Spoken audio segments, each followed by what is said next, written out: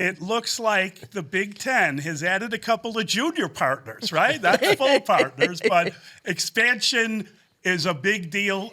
Listen, unless it's the Pac-10, then you're not expanding. You got nowhere to go. Oh, they're only going to have 4 teams left. Right. And they're going to have Apple TV for their showing.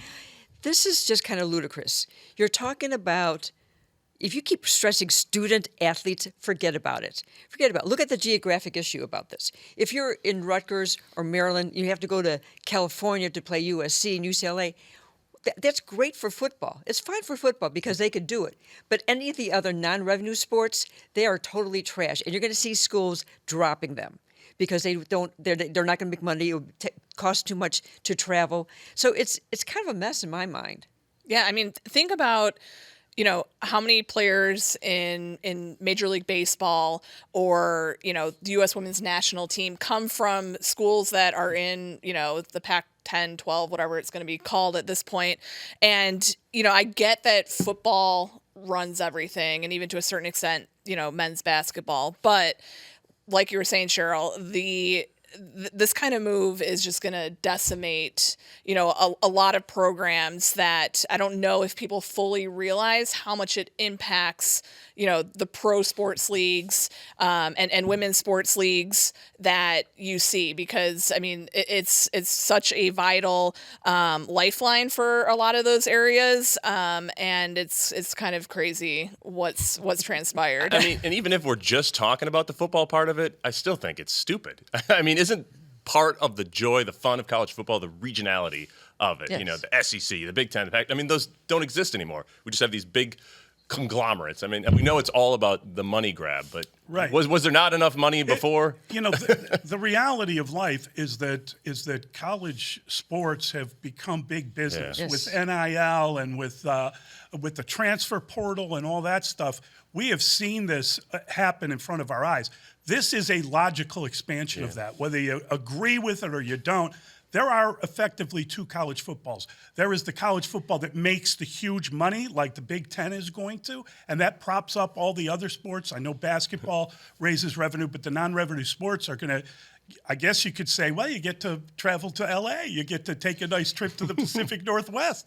I never did that when I was at school, so I love the idea to that extent. It's going to be a mess, but this is not about school. This is about big-time power money grab college sports. And frankly, any team that doesn't get into a big conference is going to make roughly half to a third of the money that these schools make. So I don't blame the schools for wanting to jump. I don't think it's a great footprint, even though they've now got another region of the country. But that's all this is about. This is just about trying to become a bigger money earner. And they've been doing it now for a while. I think it's a logical progression. I think we're going to see maybe one super conference, maybe like, they talked about that whole thing in Europe with the one league and all the fans.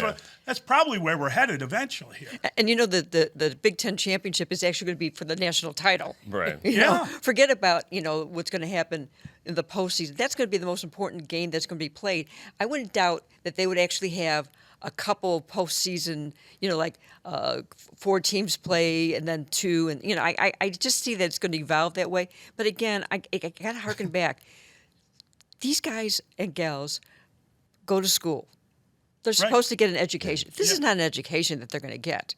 What are they going to do? Everything's going to be on Zoom for them? And kind of off of that, I mean, so are schools going to stop fighting NIL stuff? Are they going to stop trying to oppose that on a government level? Because I just don't know how you are clearly going after this for financial reasons and then claim these are student athletes. We're not going to be paying them, or they're not going to be getting money for what they're doing. Hypocritical? And doesn't this again kind of, the way this is all kind of just unraveling so quickly, show that nobody's really in charge of this? I mean, the NCAA doesn't count. NCAA doesn't exist. It doesn't really exist. I heard the FSU president, Florida State, is in the ACC, and they're making noise about getting out because their deal is roughly 30 to 35 million. The Big Ten is like 70 million, right? 65, 70 million, whatever it is. So they're bringing in 2 schools for half that amount because it's more than Oregon and Washington would get if they stayed in their conference, and they have the idea of getting more money as they spend more time in the Big Ten. So I think it comes down to this fact that you can't compete. You can't get the top athletes if these schools are loaded with money and have more NIL than you do. It's as simple as that. It's hard to attract someone when you don't have the same kind of revenue coming into the program. And we will expect to see the Big Ten try to grab Stanford, and maybe Cal, because they're going to say we need some academic type schools to be with us, and might as well go to 20 at this point. They actually the reason they went the other way is because the money wasn't as good. Stanford, for all their success, they don't make a lot of dough. Right. And so they thought it would be better to have a school like Washington. Right. Well, and they already have that deal in place, so they don't really have any incentive to add a couple more now. That's why they didn't give Oregon and Washington. What about Notre Dame? Well, they're just going to keep you in Notre Dame. Who's going to schedule them? The teams that don't have a conference. Yeah. That's right. Stanford and Cal. Yeah, it's a good question. I don't know what the future holds for Notre Dame, but it should be pretty good.